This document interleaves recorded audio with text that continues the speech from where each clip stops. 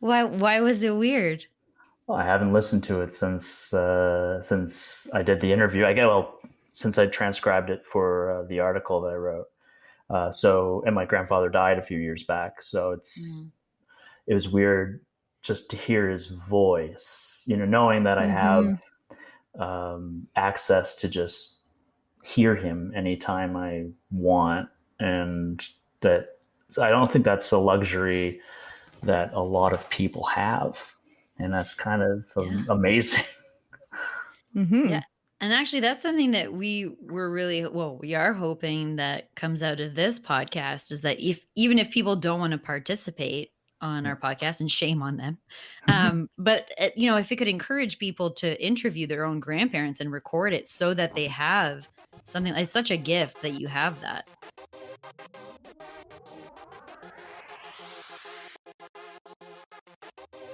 We actually call our grandmother Nying, which is the Chinese word for grandmother on the father's side of the family. I call him Grandpa Foot. We, in our native language, in Hindi, we call them Dada and Dadi. My other grandmother would be Maman Bozor, which is Persian for grandmother. Muchechu means old woman in Kinyarwanda. I called her Safta, which is a Hebrew word for grandma. Everybody called her Mami Tita. We called her Mima and Dede. Grandma. Hi, I'm Steph. And I'm Robin. Welcome to Stories from Grandparents, the podcast where we share stories about and from grandparents. On today's episode, we have Jason, who, as a journalist, decided to interview his grandfather about his life with horses and horse racing. And we had the treat of having some of that audio of his conversation with his grandfather. What did you think about the interview, Robin? It was so heartwarming. First, the interview between Jason and his grandfather was lovely to hear. And they're talking about horses, but you can just hear this gentle, kind demeanor in his grandfather's voice and how passionate he was about horse racing. And also, you can just sense that, what makes someone good with horses probably also translates really well to making someone a good grandparent. And that's what this episode really shows. Yeah, he sounds like a real sweetie. Yeah, sounds like a real nice guy. And according to Jason, he was. So that's great. Story checks out. His story totally checks out. Great.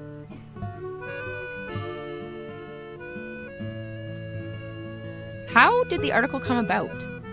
The impetus for it in the first place was, and you can hear it when you're listening to the audio. We're going through like a photo album that my grandmother, not my grandmother, sorry, that my aunt, his oldest daughter, put together for him for his birthday that year, or the year before. And I was like, well, there's a lot of history here that I want to know more of, because at the time he's getting older, and I knew that my mother's father died before I really got a chance to pick his brain about his life, and I didn't want to waste that opportunity with my dad's father. And so I figured I'm a journalist. Why not put it in writing and have an excuse to sit down and talk to him and look through this scrapbook, like full of photos, articles, and go through kind of the history of harness racing in New Brunswick from his vantage point, which is pretty fascinating. Yeah, that's amazing. Can you just tell us, what was his name and what did you call him? His name was Claire. Well, that was his middle name, I guess, but he went by Claire. His first name is Herbert Wilson. I called him Papa, Nana and Papa. Nana and Papa. So, she's still around. Great. Yeah, I hope she gets a chance to listen to this. She's not as technologically literate. She doesn't have a computer, so we'll see if we can find a way. Yeah, for sure. Let's take a listen to Jason and his grandfather talking now.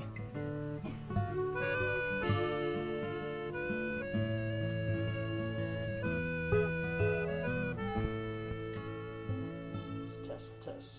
You mean way back with the workhorses? Yeah, start with that and how it transitioned into raising and racing them. What I want to know, I guess, is, what is it about horses? I always loved horses from the time I was, just a kid growing up. And I was always going to school with bringing all the kids in, and I always drove the horse because I was the one that loved horses. So then it just started from then on. And Dad would tell me that how to hold the reins and how to drive and this and that. So anyway, that's how I started to love to drive horses, and it just carried on from the work horses and the farm till we moved into Woodstock. And after we started our business, bought first race filly in 1950. 1950. Your dad was born. Yeah. Okay. We've always had a few race horses from then on. Why did you get into racing? Well, I guess just the fact that I always loved horses, and I still love horses, and I just love to be around horses and their knowledge, and the mentality is something else of a horse that people don't get that close to them. They don't realize what you can bring out of a horse, and if you get their trust, they'll do anything in the world for you. So do you want to tell us about your grandfather? What was he like? How would you describe him? I would say the first word that comes to mind when I'm thinking about Papa is gentle. He was just a gentle, quiet man. And you can hear it when I interview him. Like, he's almost reluctant to talk at first, probably because he doesn't have any experience being interviewed. But also, it's you throw a microphone on in front of someone, even if it's someone you talk to on a regular basis. If they're not used to that, then they clam up until they find that level of comfort. Like, why am I being interviewed? What makes me so special? Anyway, that seemed to be his attitude. Like, he was very humble. He was just very kind and very spiritual man. He was very religious, Baptist, raised in the Baptist church. And, it was horses and God and family. Those were the three, horses, God, and family. Not necessarily in that order, maybe, but but no. It's like that was who he was. My grandfather, I spoke to him on the phone while he was in the hospital, about a day before he died, as I was in Ontario, and he was still upbeat as ever. He just saw the bright side of everything. This man, he lived from 1920 till just a few years ago. I think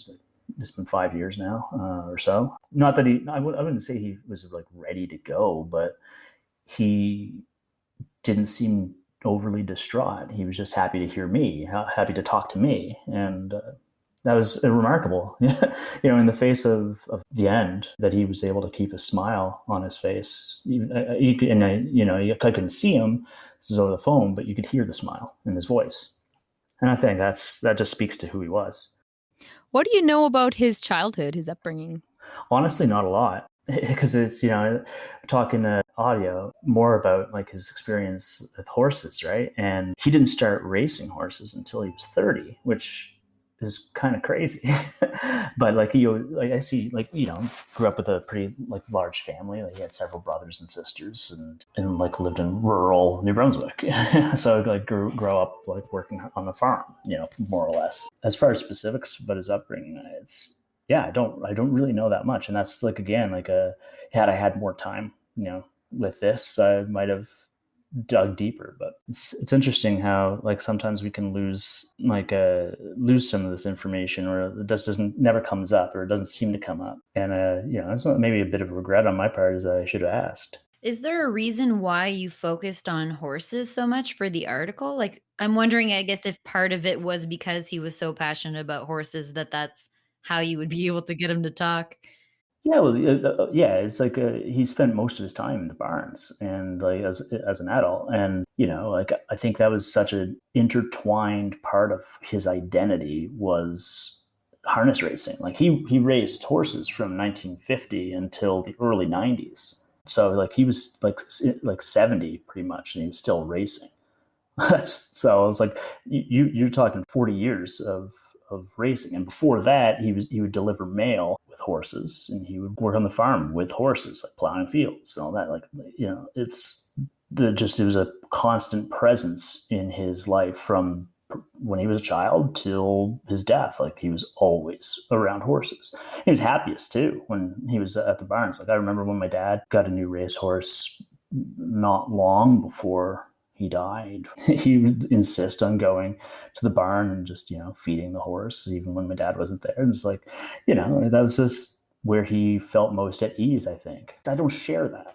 Like, I don't really have an affinity for horses. They freak me out. I'm nervous around horses. Fair, they're huge. Yeah, they're huge, and like I'm like, I don't want to go near like their hind legs because I'm terrified of getting my head kicked off. Mm-hmm. But like, so it's like I'm terrified anytime my dad walks behind a horse because I'm just like, even though I know he has like 60 years of working with horses too. So, but for whatever reason, it was not an interest that I developed despite my dad's and despite my grandfather's interest. So I was just inherently curious as to what that was, like, why, So I think I figured it out. I think he eventually was pretty candid.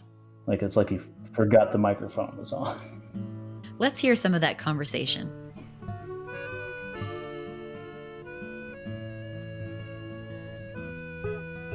When you first encounter a horse for the first time, what's your approach? Like, what do you do? Well, the first thing you got to do is make them trust you, make them learn to like you, and then to trust you.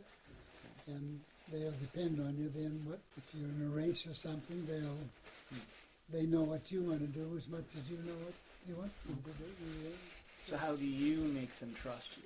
Well, I think just by being good to them and, as I say, looking after them well, combing them well, keeping them well groomed. And is it different from horse to horse sometimes too? Absolutely, yeah. Every horse has a different disposition. What if you encounter a problem colt, one that's got a little bit too much spunk in them? Well, it just takes a little longer. Okay. It's all, yeah. Just takes a little longer. Yeah. But you gotta have patience. Yeah. Have a lot of patience, because beating and thrashing at a colt is no good. There's more colts ruined than there are, than what makes the races. Yeah. Well, I seem to remember you did. I don't remember seeing you ever have a whip. I carry a whip because you need a whip just in case they do something wrong and you want to correct them of it. You don't have to beat them, but you have to show them when they make a mistake. And I carried a whip in the races and everything. Normally you don't. No, you don't. And if the colt is ready to race, well, it'll give you, without bothering a whip, they'll give you all they got without beating them for it. So then tell me about Old Home Week and racing here. Back then, of course, we raced twice a week, quite regular. I raced in Prescott a lot, as well as Old Home Week here. I always had pretty good luck in Prescott and good luck here. One night I won 3 races here that Old Home Week, and but I don't remember the first one. I really don't. Then, of course, I don't want to you can turn that off for a while if you want to. I don't want to get into our fire, but in 67, we lost our horses in a fire. Yeah. And that set us back quite a bit, but we gradually got back in them again. That was in 67? Yeah. That must have been hard, eh? Yeah, that was pretty hard to take. The only thing that got me through that kind of, Dad used to tell us, there'll be things like this that come up, but one thing, boys, to remember is, if it stays in the barn, don't worry too much about it, as long as it stays out of the house. In other words, you may lose a cow, you may lose a horse, or you may lose an animal, but if there's nobody in the fire gets burned up or yourself, as long as it stays in the barn, he'd say you'll get over it. Yeah. You can start again if you lose everything, but But did you ever really get over it? And yeah. Okay. Yeah, I did. I guess I'd have to say I did. Yeah. Because the way I got over it was getting more horses and going at it. I forgot about it. I've been in a lot of accidents on the racetrack and ribs broken and all that stuff. Yeah. And you'd think you'd learn the lesson and quit driving, but you don't. You just go right back at it again. Well, it's like learning how to drive a bike. When you fall off, what do? You can quit, or you can get back up and try again. That's right.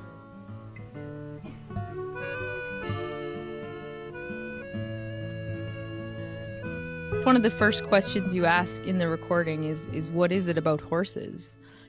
Can you share for the listeners what's your reflections on what he said?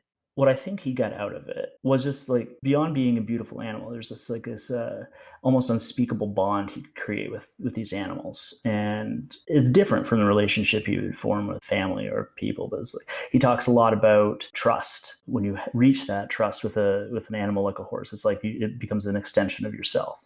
Like, he wouldn't use the words exactly like that. Like, that's, freshman philosophy nature language, but like, especially within the context of racing, you have the harness like hooked to the horse, like the buggy, right? And that is, you become an extension, like you're kind of like, you're absolutely tied to this animal, and the separation between the two kind of fades away. You depend on one another, and when you trust the animal and the animal trusts you, that becomes, it becomes a magical moment, I guess. Yeah, and when you described him as like, the first word that came to your mind is gentle, that makes so much sense with an affinity to horses, because that's what you need, it seems, to be able to foster that bond. And I remember at one point you had asked him about like, what does it mean to break a horse? And he kind of explained it pretty matter of factly, but I think reading between the lines and what he was exhibiting in the whole interview was a kind of a certain demeanor and qualities that are required to achieve that, and kind of how peaceful that experience can be in life. Yeah, and he talks about how more good horses have been ruined by a more aggressive behavior, and he never saw that as a useful tact. Like, he talks about how he needed as a driver to carry a whip, but like, he never went. He used that as a guidance, as opposed to you watch some harness races, and it's just that they're just hammering the horse like it's like negative reinforcement, right? Or punishment for doing the wrong thing. Whereas the way he saw it was like, it's there, might not need it, and if you do, you don't have to go overboard. And I think that's also like speaks to his demeanor too, the even keel. Overboard is not a part of his demeanor, never was. I don't think I could count on one hand the amount of times I saw him angry. I don't know that side of him. I'm sure it existed, but no, I never saw it. Yeah. And that's what you said is just a really good analogy, because equestrian sports, and like there's like horse therapy, there's different types of therapy that involve bonding with animals. And the reason horses is seen as such a good one is because of the demeanor that is required and the skills that are required to form that bond, and how fulfilling it can be. But I often, like, I just became a parent, and I often like reflect on parenting and different kind of outlooks on it, and there's I find this very like divide about like physical discipline and what the usefulness of physical discipline, and what you're describing in your grandfather is like using a positive reinforcement approach. And that's what he used with horses, but that's also what is proven to work so well in life in so many areas is, you have a whip, it's there, you have the ability to use it, but what's the usefulness of it really? And I think that's why horse therapy is a thing, is to foster that bond and teach people those skills that can all go to the more punitive approach of like whipping and stuff like that, but there's something to be said for the character and the skill that's required when you don't need that. Yeah, and to that point, the idea that the positive reinforcement, if you use that, the negative or the more forceful, maybe, or like physical or violent, even, that turns into fear-based motivation, and then that would erode the most important element that he talks about, which is that trust, and like between both sides. And it's like when fear becomes the motivating factor, the trust is gone. So it's like that, like maintaining like that kind of gentleness, that kind of compassion. Even here, like when he talks about, and he was hesitant to ever even talk about the barn burning down. He didn't. Yeah, he didn't talk much about it because it was still like decades later, a very painful memory for him because of that bond that he had formed with these horses. Like, it was more than just racing to win money. Like he did that, but because he loved these animals, and it was truly like losing a part of himself when they lost those horses in the fire. And so, like, it's one of those things you have to, you like, as a journalist and as a grandson, you have to figure out, okay, how far do I really want to push this? It was like with my grandfather, my other grandfather. He was an engineer in the war, in World War II.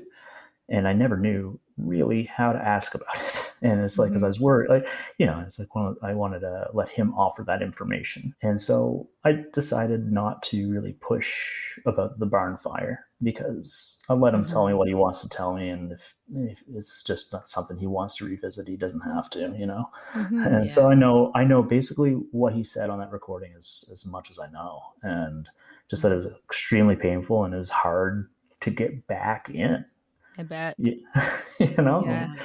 Yeah. Yeah, it's very traumatizing.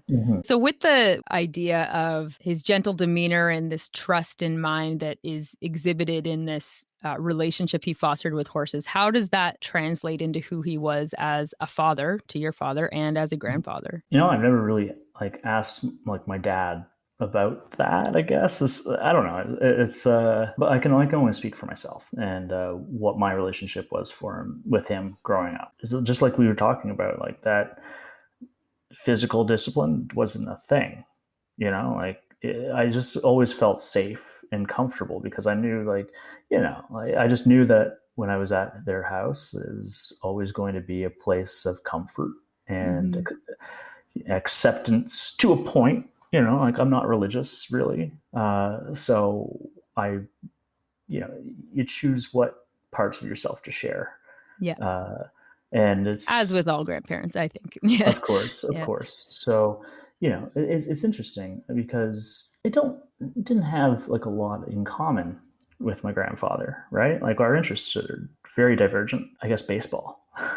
Funny enough, it's like we'd watch the Blue Jays together, or we watch Jeopardy, that sort of thing. It's just his and my grandmother's house was a place of communion where we all, our families would always gather there.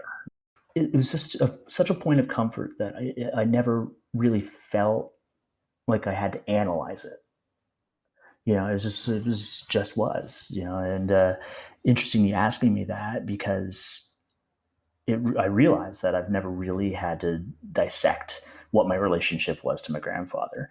I do know that I would trust him with pretty much anything. I remember one time when I kicked a hole in the wall because I was so mad at my dad. And I was then immediately petrified that my dad would throttle me, even though that was, there's no physical discipline in our home either, but it's, that fear. And so the first person I called was my grandfather, and he just kind of laughed about it, and it put me at ease. I mean, I knew I would be in trouble, but I also knew that I was kind of overreacting. And so he had that way of just taking me out of a state of perilous anxiety and making me realize that, hey, maybe this isn't that big of a deal.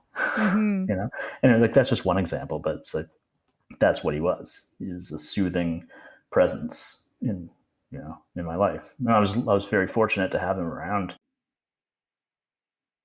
Yeah. Yeah.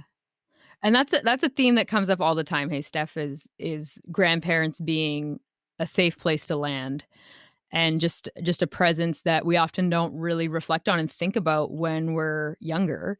And that's why it's so great that you took the time to just capture that snippet of his life that actually represented so much on a recording, when you had time with him. And that's what, I mentioned also the part of regret that I didn't ask more, or don't have more.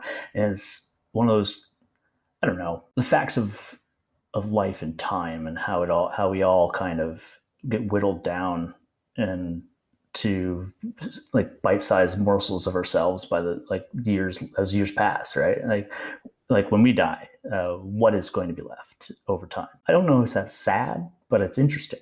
And it's like, unfortunately or fortunately or whatever, what I have of my grandfather is what I have. Do I wish I had more? Sure. But I have what I have, and it's great.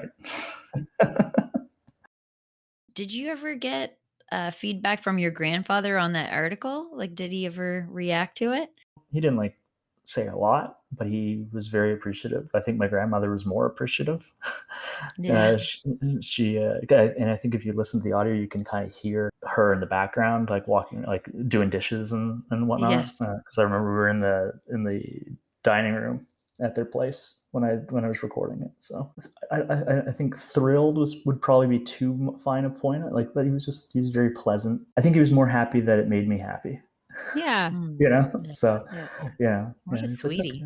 Yeah, totally. He was a great man. Yeah. So, yeah. And that's something we see a lot on this podcast and our guests. We've had some memoirs and stuff, but it's kind of like, okay, at the end of your life, what's the thing that you're choosing to leave behind? What's the story that you want to tell about yourself? And when you have a grandparent who's a person of few words and who's humble and kind of operates with modesty, they're not going to do that for themselves. So it sounds like that's what you tried to capture for him, is what's his essence? What's this story that he will leave behind? Yeah, and I chose horses because it was inextricable from him. It was the first thing I'd think of, other than the gentle demeanor. But those two things are connected. And horse iconography was all over the house too. Even if you didn't know my grandfather had any interest in horses, the second you step in his house, you would. Yeah, for sure. Yeah. But it was metaphorical in so many ways, right, for who he was as a person. Sure. Yeah. Yeah. I think that'd do him a disservice to say that he formed me, like that. But I mean, I think all of the people that we spend that much time in close encounter with, they're going to help form who you are. And I hope that I can take the patience, and especially with my son, that patience and gentleness, and use that going forward. So that's a value that I get from him, or I'm trying to get from him. Thank you for listening to Stories from Grandparents. If you have any interest in submitting stories, or if you want to participate on the podcast, please send us an email at storiesfromgrandparentspodcast@gmail.com. And don't forget to rate, review, and subscribe on Apple Podcasts, Spotify, or wherever you listen. It really helps us out.